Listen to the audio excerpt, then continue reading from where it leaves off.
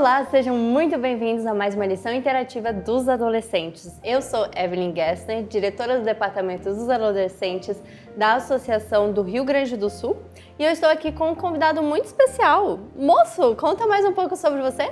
Meu nome é Isaac Lopes Castanheira, sou de Pelotas e... Quantos anos você tem? Eu tenho 12 anos. E conta pra gente uma coisa que você gosta de fazer.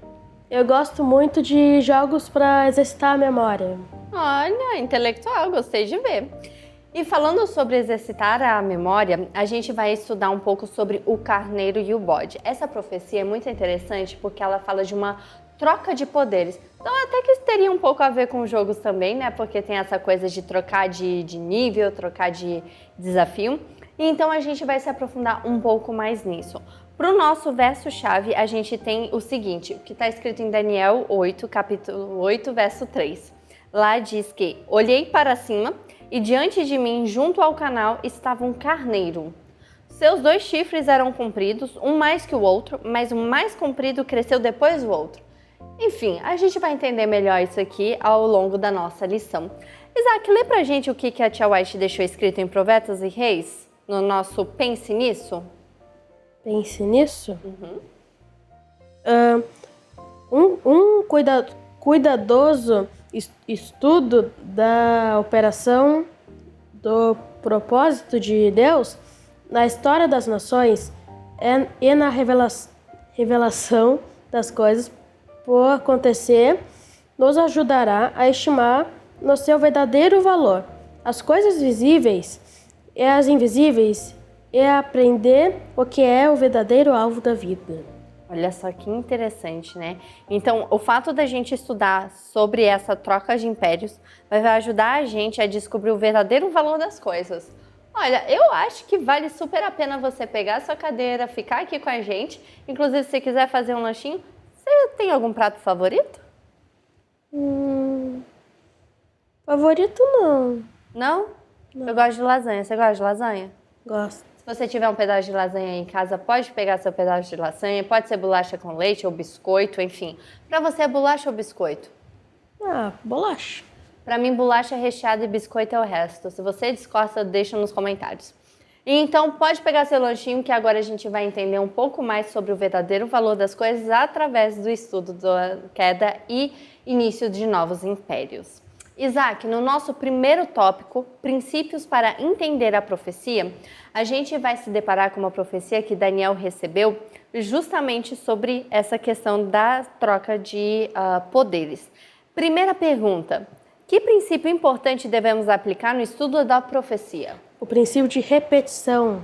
Você saberia me dizer o que é esse princípio da repetição? É repetir várias coisas em voz alta, para você se guardar na mente e se lembrar de tudo que é de Deus. Olha só que interessante. Se você gosta de jogos para memória, então você adora esse princípio.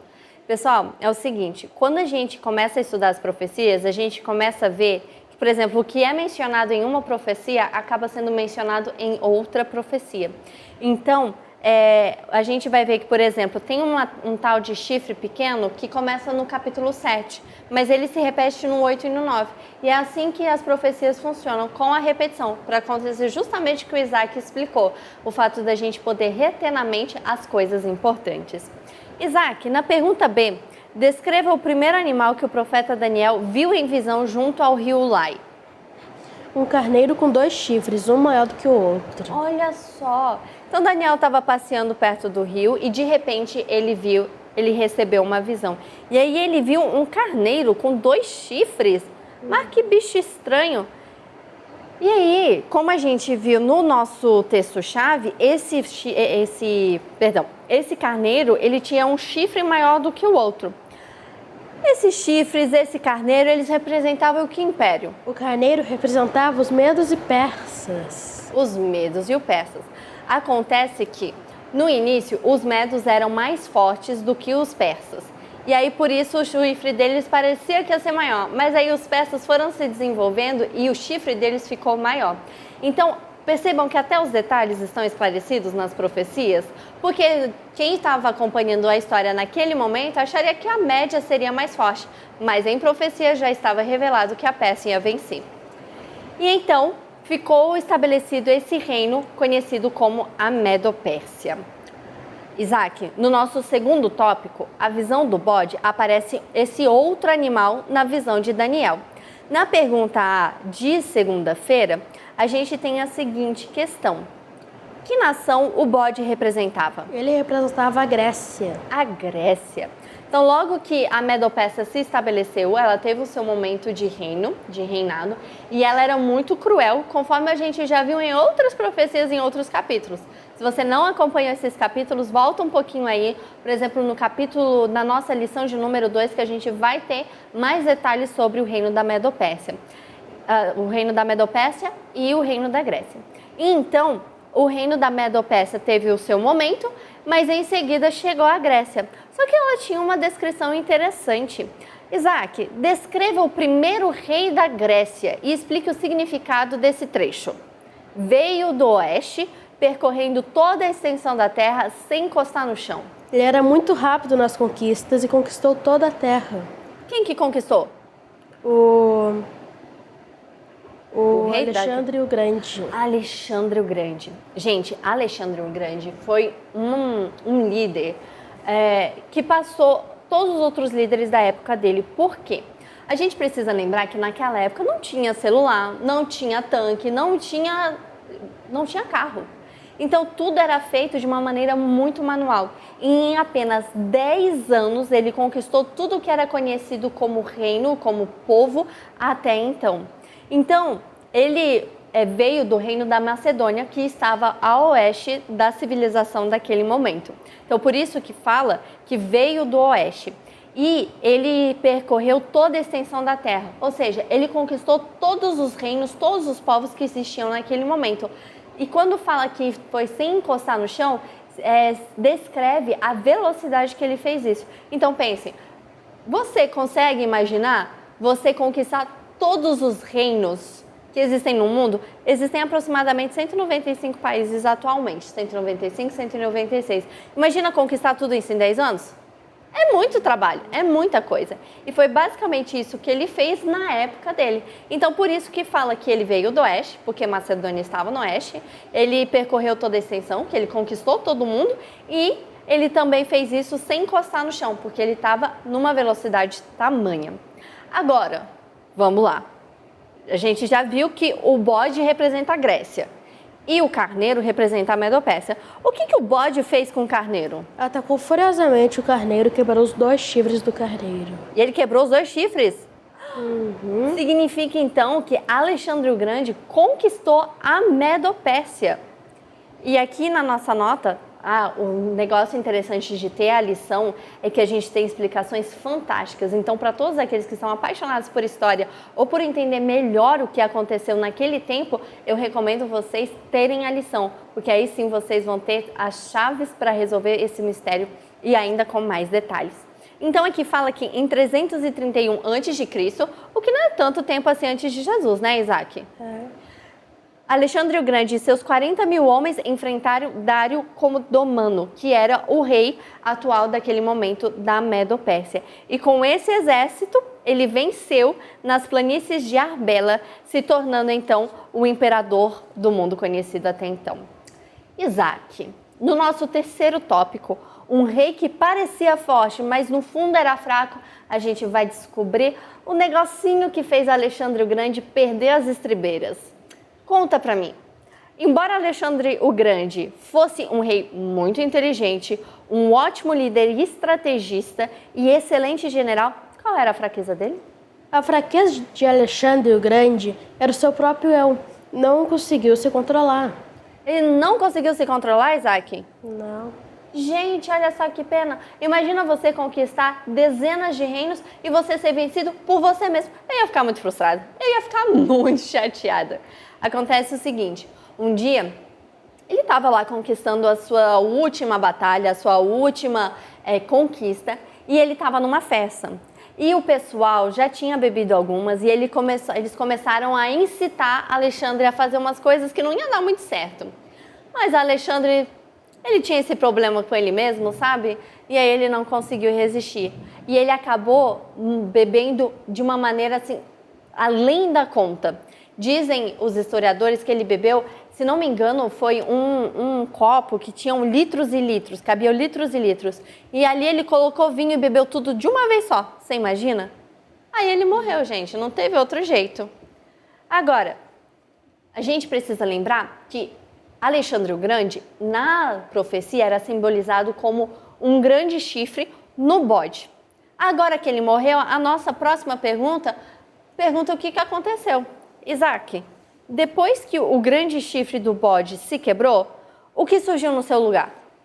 4 chifres menores. Esse bode tinha espaço nessa cabeça, né? Porque primeiro ele tinha um chifre bem grande e depois ele ficou com 4. Tá, mas o que isso simbolizava? Na história, o que aconteceu com o Império Grego após a morte de Alexandre o Grande? Se dividiu em 4 reinos diferentes. Gente, vou contar um negócio pra vocês. O Alexandre não era bobo, não. Tudo bem que ele não conseguiu se dominar, mas ele não era besta. Então, enquanto ele estava no leito de morte dele, ele chamou os 4 melhores generais dele. E aí ele falou assim, eu vou morrer? Então, peraí, que eu vou cuidar. Ninguém vai ser maior do que eu. E então, ele chamou os generais e ele dividiu o reino. Você lembra do nome dos generais?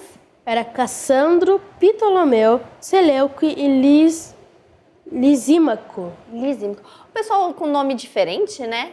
Por que não tinha um Arthur, um Pedro naquela época? Mas enfim, cada general ficou com um pedaço desse reino. O que me chama a atenção é que Ptolomeu ficou com a parte do Egito. E é da dinastia dele que nasce a famosa Cleópatra. Você já ouviu falar dela? Já. Então, a Cleópatra foi... eu não vou lembrar ao certo, mas ela era uma neta muito distante desse Ptolomeu. E então, conforme o passar dos anos, os 2 generais, repete o nome deles aí? Cassandro e Ptolomeu. E os outros 2? Seleuco e Lisímaco. O Lisímaco e o Cassandro, eles pegaram partes assim mais fraquinhas e aí, conforme a história foi avançando, eles foram engolidos por outros impérios. Agora, o Seleucida e o Ptolomeu, eles ficaram com partes mais poderosas do reinado de Alexandre. Então, eles sobreviveram por mais tempos. Inclusive, eles vão voltar em outra lição, viu? Fica esperto. Bom, agora que o reino da Grécia está dividido, a gente sabe que uma coisa dividida não é muito forte, não é mesmo? Você tem irmãos, Isaac? Tenho. Quando você briga com seu irmão e vocês querem alguma coisa do papai e da mamãe, é mais fácil de conseguir? Não. Agora, se juntar vocês 2 e pedir essa coisa, fica mais fácil? Sim. Pois então, gente, uma casa dividida não fica muito tempo em pé. Agora, um povo unido vai longe. E é por isso que o reino da Grécia não durou muito tempo. Agora, no nosso 4º tópico, a gente vê o nascimento de um outro império. Ali diz que nasce o Império Romano. Isaac, conta pra mim, de que rumo ou local vem o poder do chifre pequeno? Mais um outro chifre, Isaac? Da Grécia. Da Grécia. Aqui fala que esse chifre começou pequeno, mas cresceu em poder dessa direção do sul. Então, o que acontece? Conforme a gente estudou, a Grécia foi desmontada em 4. E aí ela foi se desmontando, foi ficando mais fraca ao longo da história. E então, entre aquele povo, mas não exatamente aquele povo, começou a surgir um outro império. Começou a surgir um Império Romano. Isaac, pergunta B. Quando o poder do chifre pequeno se tornou forte, o que ele fez? Pisou nas estrelas e matou Jesus. Que chifre ousado, hein? Então, o Império Romano, ele foi se desenvolvendo. E ele foi se estruturando e ficando cada vez mais forte. E depois de um tempo, ele se tornou não somente uma potência política, mas também uma potência religiosa. E foi por causa disso que ele teve a ousadia de fazer justamente o que o Isaac falou, de perseguir, de pisar as estrelas e de matar Jesus. Como a gente sabe que ele matou Jesus? Porque aqui em Daniel, no capítulo 8, no verso 11, já no verso 12, diz o seguinte: por causa da rebelião desse chifre pequeno, o exército dos santos e o sacrifício diário foram dados ao chifre. Na lição número 6, a gente vai ver um pouco do sacrifício diário, mas eu já vou dar um spoiler para vocês. O sacrifício diário simbolizava o sacrifício de Jesus na cruz por nós. Então, isso aconteceu durante o Império Romano e é por isso que aqui na profecia é dito que o sacrifício diário foi retirado por esse chifre pequeno. Agora, no nosso quinto tópico, derrubando as estrelas, a gente tem uma explicação mais detalhada sobre esses símbolos da profecia. Isaac, pergunta A. Quais são as estrelas contra as quais o chifre pequeno atuou? Você falou na pergunta anterior que ele tinha pisado nas estrelas. O que são essas estrelas? As igrejas. As igrejas. As igrejas foram simbolizadas em profecia pelas estrelas, como o Isaac acabou de explicar. Mas também as estrelas, a gente vê que existe uma outra palavra que é usada para ela, que significa mensageiros. Então, conforme o Isaac falou, o Império Romano, ele perseguiu as igrejas e os mensageiros, ou seja, todos aqueles que acreditavam em Jesus foram perseguidos. Isaac, essa perseguição foi de boas, foi de leve, foi tranquila ou foi um negócio pesado? Foi um negócio pesado. Foi um negócio pesado. Aqui a gente tem alguns exemplos de pessoas que foram perseguidas. Então, Pedro foi um dos perseguidos. Isaac, você lembra como Pedro morreu?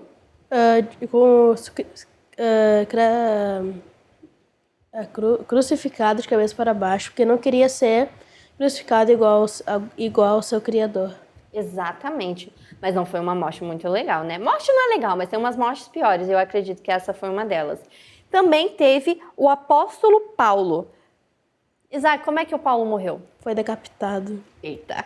E aqui a gente ainda tem no nosso texto uma outra pessoa, o Agapeto. Conta pra gente o que aconteceu com ele. Ele vendeu a sua casa e deu dinheiro para os pobres.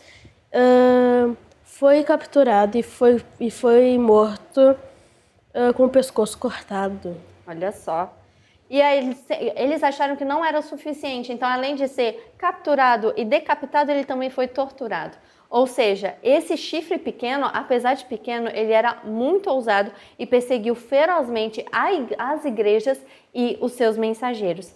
Agora, na pergunta B, quando a gente começa a pensar sobre perseguição, eu não sei vocês, mas começa a me dar uma ansiedade. Você gosta de ouvir falar sobre a perseguição e sobre tortura? Mais ou menos. Você gosta, mais ou menos? Conta pra mim.